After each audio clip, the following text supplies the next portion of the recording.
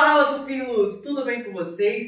O vídeo de hoje é mega especial para você que quer acertar o máximo de quantidade possíveis de questões em matemática no Enem. Essa disciplina, ó, gostosa, mel na chupeta, e hoje eu vou te apresentar alguns macetes que vão induzir no seu processo de resolução lá no dia do exame. Mas se você quer acertar e conseguir compreender todas as dicas e lembrar delas lá no dia do exame, já deixa o seu like nesse vídeo. Também compartilhe com o máximo de pessoas que você puder, com seu amigo, com seu vizinho, no intuito de divulgar esse conhecimento para outras pessoas, para poder estar ajudando as mesmas. Deixe seu comentário aqui embaixo de algum macete que você já viu em algum lugar, de algum macete que você já utiliza, para a gente poder estar criando uma interação legal. Então, chega de conversa e vamos ao que interessa, né? Que a gente veio aqui para descobrir os macetes e não ficar conversa fiada, né, meu povo? Então, galera, o primeiro macete que eu vou apresentar para vocês é a multiplicação e divisão por 10, por 100 e por 1000. Então, vamos lá.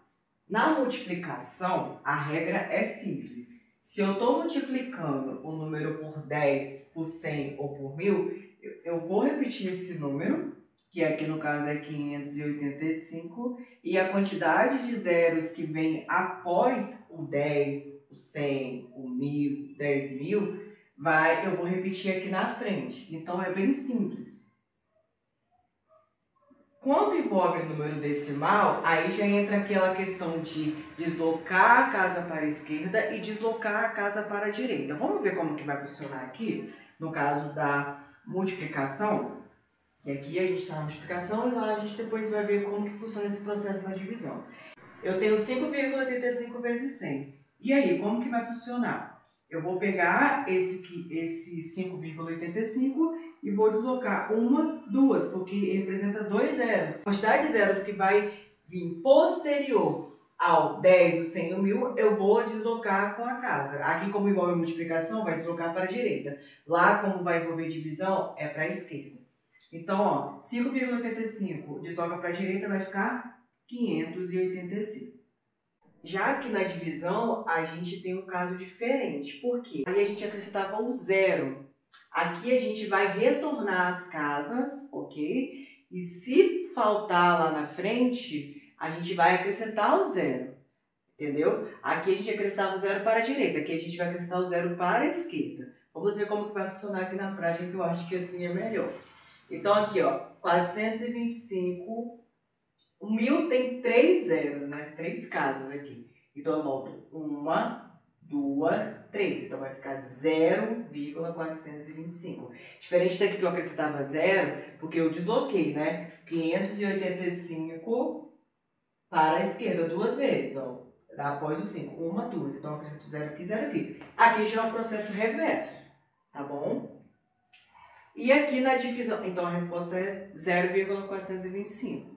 Já que na divisão, a gente faz o quê? A gente retorna com a vírgula para a esquerda.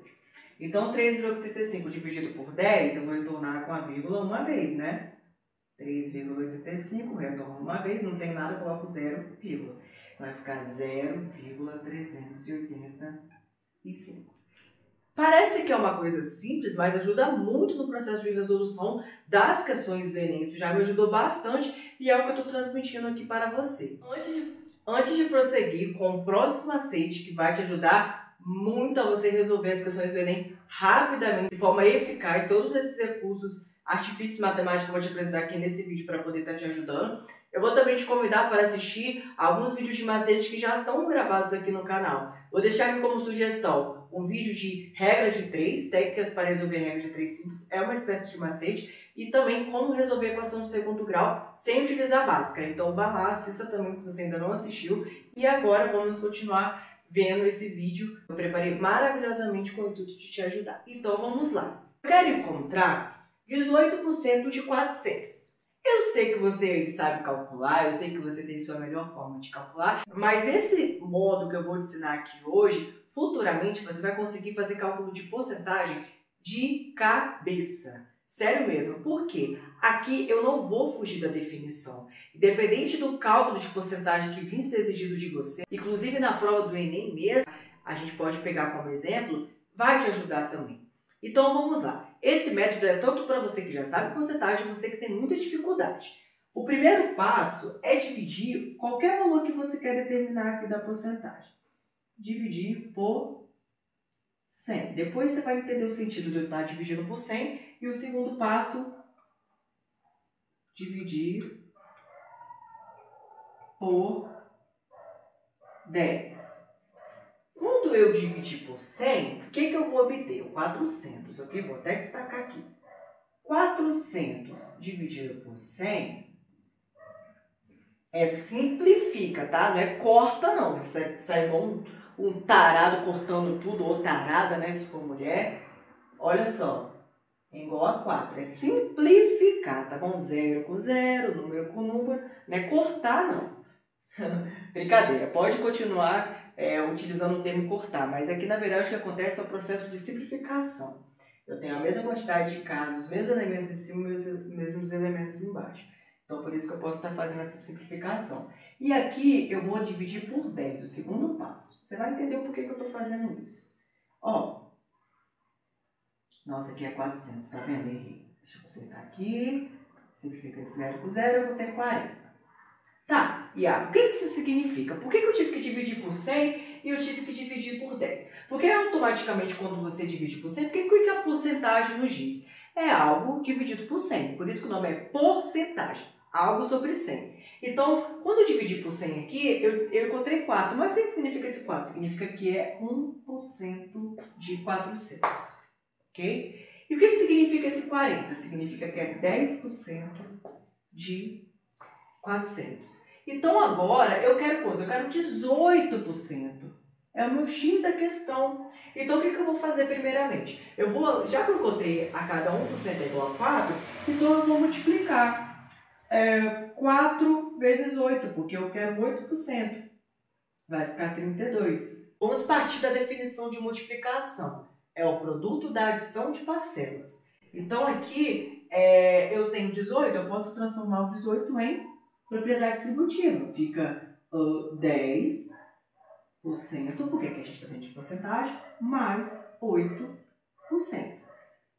Esse 32 nada mais é do que representa 8% de 400, porque a cada 1% não é 4, então 32 representa 8%. Então, o que é esse 10% aqui?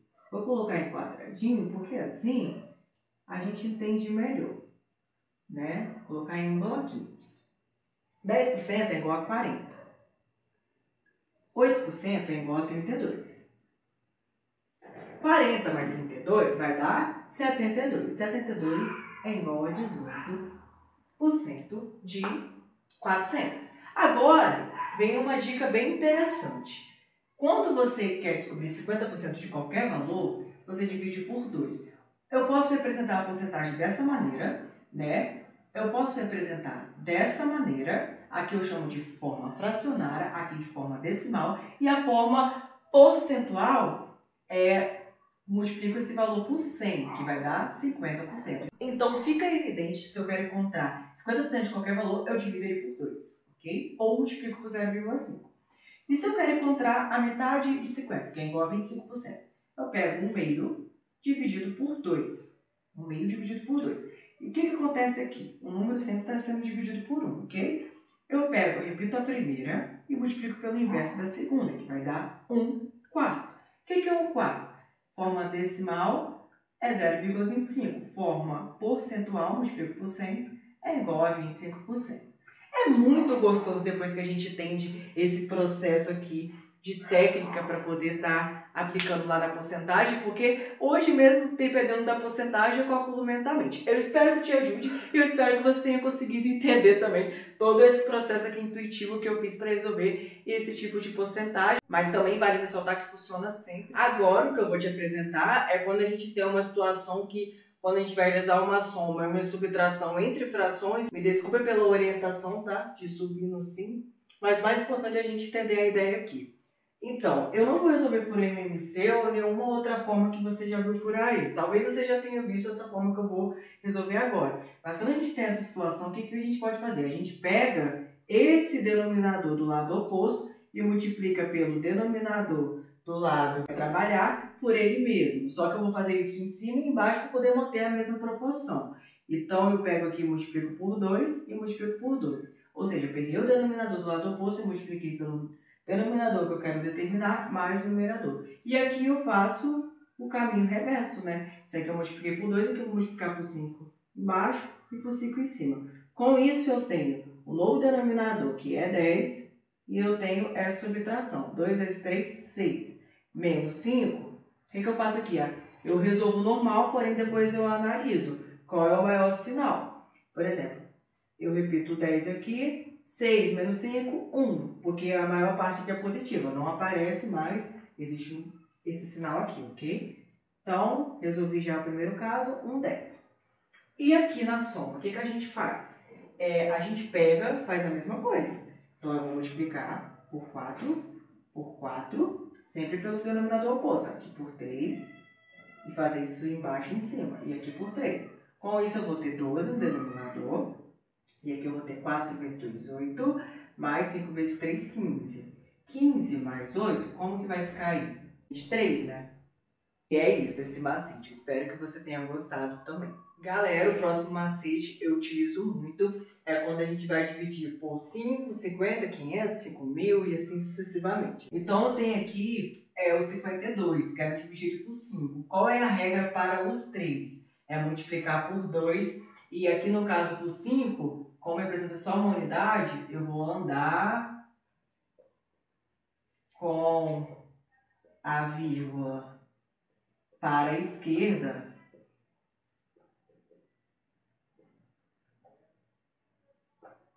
uma vez. Aqui no caso, como é 50, não vou repetir esse andar com a vírgula para a esquerda, né? Mas porque eu já anotei aqui para você, a regra é a mesma. Porém, aqui eu vou andar 2 para a esquerda e aqui eu vou andar 3, porque essas casas aqui, ó, aqui representa 2, aqui representa 3, isso vai indicar a quantidade de casas que eu vou retornar para a esquerda.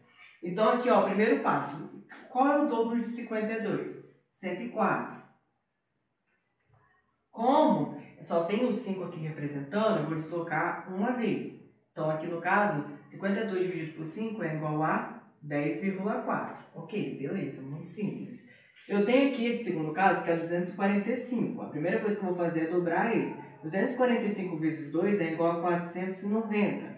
Mas como eu tenho duas casas aqui representando, os 50, então eu vou voltar duas vezes. Uma, 2, que é igual a 4,9, que também poderia descrever como 4,90, é a mesma coisa. Esse zero aqui no final não influencia em nada. E agora que pegou, né? 2.452, eu tenho que dobrar ele. Então vai ficar aqui, ó, 2.452 vezes 2, 2 vezes 2, 4, 5 vezes 2, 10, fica 0, sobe 1, 2 vezes 4, 8 com mais 1, 9, 2 vezes 2, 4. Encontrei a resposta, eu volto com a casa 3 vezes. 1, 2, 3. Vai ficar 4,904. O próximo macete é para quando a gente quer fazer multiplicação entre dois números naturais e tal. Só que quando envolve números muito grandes. Eu vou estar usando esse valor hipotético. O valor hipotético é o valor que eu coloco, tá? A gente chama isso na matemática um valor qualquer, para a gente poder estar vendo como que funciona esse processo de resolução. Eu tenho aqui 125 vezes 15. O que eu posso fazer aqui em ambas partes? Lembrando que eu tenho que partir em partes iguais em ambos lados. Então, fica aqui, ó. 125 é a mesma coisa que 100 mais 25. Isso tudo facilita. Economiza espaço. E aqui 15 é a mesma coisa que 10 mais 5. Então, o que eu faço aqui? Propriedade distributiva mesmo. 100 vezes 10 primeiro, depois 100 vezes 5. Que aí vai ficar quantos? 100 vezes 10 vai ficar 1.000. 100 vezes 5 vai ficar 500. 25 vezes 10, 250. 25 vezes 5, qual é o 25 vezes 10? Aí eu pego, lembra lá de porcentagem, né? 25 vezes 10, 250. A metade disso, que é 50%, é igual a 125. Então, como que vai ficar aqui a resposta? O 1.000 eu deixo separadinho aqui no cantinho, vou resolver os outros. 500 mais 250, 750. Seria mais fácil eu já somar com 125 direto, mas eu prefiro somar com 100 primeiro. 500 mais 250, 750, mais 100, 850. Agora eu somo com 25, vai ficar 850. 1.875. 1.000 mais 800, 1.800. Mais 75, 1.875. E como parece que não, mas quando a gente quebra em partes, além de ser mais difícil a gente errar a conta, a gente também consegue entender o processo que aconteceu aqui. E a conta se torna mais fácil, mesmo ela sendo grande. Pegando como base o exemplo anterior, quando a gente quer multiplicar um número por 9, 99, 999, 9.999, 9.999 e tudo mais, a gente faz o seguinte, a gente transforma esse 9 aqui em 10 menos 1 para facilitar os cálculos. 335 vezes vai ficar como? Como que eu represento o 9? 10 menos 1. Essas transformações são essenciais para o cálculo matemático. E aí, como que eu faço aqui primeiramente? Eu multiplico 35 vezes 10 e 35 vezes 1. 35 vezes 10, multiplicação por 10, a gente só acrescenta o zero, né? Vai ficar 335, na verdade vai ficar 3.350, menos 335. E agora, o que eu faço? Subtração simples, normal. 3.350 menos 335. Não dá, pega o emprestado. 10 menos 5, 5. Aqui ficou 4. 4 menos 3, 1. 3 menos 3, 0. Esse 3 eu desço. Então vai ficar 3.015. Galera, a gente viu agora há pouco a respeito da divisão por 5, 50, 500. Agora a gente vai ver a multiplicação. Então a regra é simples, né? De comprar os 3. 133, 133 e 133. Nossa, gente do céu, que borration.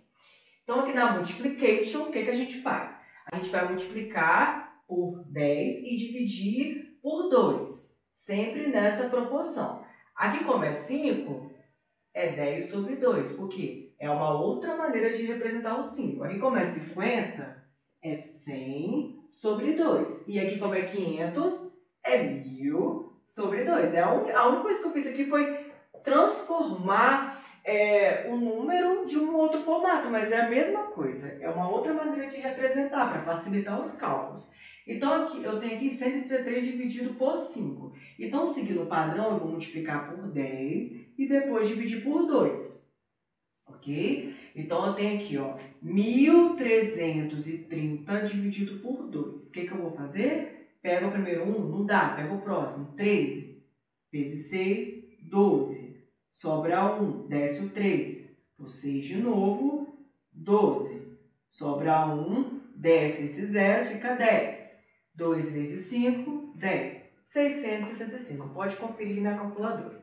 Agora, por 50, como que eu faço? Eu multiplico por 100 e divido por 2. Multiplicação por 10, por 100, por 1.000, a gente viu lá no início do vídeo que a gente só acrescenta o zero que representa. Aqui no caso é 2, 1, 2. E agora só falta dividir por 2, né? Então aqui vai ficar, pega o 13, porque por 1 não dá. 13 dividido por 2 dá 6, desculpa, tá errado aqui. Fica 12. Desconta 1, sobra 1. Desce esse 3 novamente, dá de novo. Desço com esse 0, fica 5. Desço com esse outro, aí vai ficar 10 aqui, fechou? Esse 0 aqui que sobrou é número, tá, pessoal? Qual o número da tabuada de 2 que chega em 0? O próprio 0. E aqui, para finalizar, eu tenho 133 e vou multiplicar ele por 500. Então, como que eu faço? Coloco os zeros que aqui representam. No caso, é 3, que aqui já é por 1.000. Vezes 1.000 sobre 2. 133, acrescento 3 zeros e divido agora por 2. Como que vai ficar aqui? Já não dá por 1, então eu começo com 13. 2 vezes 6, 12. Sobra 1 aqui, né? Desce esse 3. Vai dar 6 novamente, sobra 12. Aqui fica 1, desce esse 0. Aqui vai ficar 1, 10, pronto. Esses dois zeros que tem aqui, eu vou descer um de cada vez, mas eles representam um número. Qual o número na tabuada de 2 que chega em 0? O próprio 0. E aqui, novamente, esse último 0 que faltou. Qual o número na tabuada de 0 que chega próximo de 0? O próprio 0. Então, aqui a gente tem 66.500, 6.650 e 665. Realmente, é um macete que ajuda bastante, né? Apesar de ficar fazendo aquelas contas enormes, eu acho que esse processo parece que não, mas ajuda muito. Eu já fiz o teste, gente, sério. Eu fui bem mais rápido utilizando esse método do que o método tradicional, multiplicar por 5, 1 por 1. Esse jeito aqui, nossa, ajuda muito. Galera, enfim, chegamos no último macete, principalmente nas questões de juros. Realmente também aparece dentro de função exponencial essa situação aqui. É quando a gente tem esse xx significa o dígito que poderia ser qualquer valor aqui, entre esse intervalo de 1,00 a 1,09. Esse macete aqui só é válido para esse intervalo, então se atente a essa informação. Aí qual é o primeiro passo que a gente segue? A gente pega sempre o último número da casa, quando ele só representa um número. A gente primeiro dobra ele, ok? Aqui no caso é 2, então vai ficar 2 vezes 2 igual a 4. Depois a gente leva esse mesmo número ao quadrado.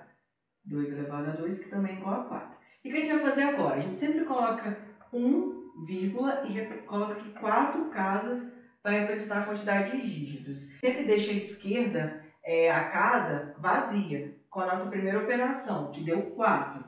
E a nossa última operação, novamente, a gente deixa a esquerda vazia, fica 4. E aonde não tinha nada, fica 0. Se você verificar aí os cálculos, você vai ver que a resposta foi essa. E esse caso aqui, Iago, como que eu faço? Esse caso que você precisa se atentar um pouco melhor. Por quê? É um pouco diferente do primeiro. Aí você pode já colocar aqui a quantidade de casas, que vai ser 4. Por que 4, Iago? Porque eu já tenho 2 aqui. Então, automaticamente, ao levar ao quadrado, eu vou obter 4 casas. Então, olha só. Eu vou primeiro dobrar o 5. 5 vezes 2 igual a 10. E agora, eu não vou fazer nada, não vou colocar nada aqui ainda. E agora eu vou levar o 5 ao quadrado. 5 elevado ao quadrado é igual a 5 vezes 5, que é igual a 25. E agora, qual foi a primeira operação? 10 eu coloco aqui. E o 25 eu coloco na segunda operação. Quer ver o mais diferente ainda desse caso aqui? O que eu faço primeiro? Dobro o 25. 25 vezes 2 é igual a 50. Agora eu levo 25 ao quadrado. 25 ao quadrado é igual a 25 vezes 25, que é igual a 625. Aí eu coloco 1,4 casas, que eu vou obter 4 casas aqui, porque aqui só tem 2 após a vírgula. Então, ao levar ao quadrado, eu vou obter 4 casas. Sempre tem esse raciocínio em mente. E aí, o que eu faço aqui? Eu pego esse 625, eu vou fazer o seguinte. Eu vou colocar logo abaixo da próxima casa da operação que eu fiz em segundo lugar. Então, aqui vai ficar 50 sobre 625. Sempre nessa ordem aqui. Pega a sua primeira operação, coloca a segunda operação que você realizou embaixo, ok? E aí, sempre começa da casa posterior à primeira. Sempre a próxima. E aí, você vai fazer a soma. E aí, você vai ter 56,25 e aí sim você completa essas casas aqui. Espero que você tenha gostado do vídeo. Fiz esse vídeo para te ajudar mesmo, para te acalmar na hora da prova. Esses recursos vão te ajudar, esses artifícios matemáticos, né, como eu costumo dizer. Compartilhe com o máximo de pessoas que você puder. Comenta aqui embaixo, porque foi a primeira vez que eu gravei aula nesse formato, se você gostou. Comenta aqui embaixo também se você não gostou e também deixa sua crítica construtiva, porque o meu intuito aqui é de sempre estar melhorando com o canal. Desejo uma excelente prova para você e até a próxima!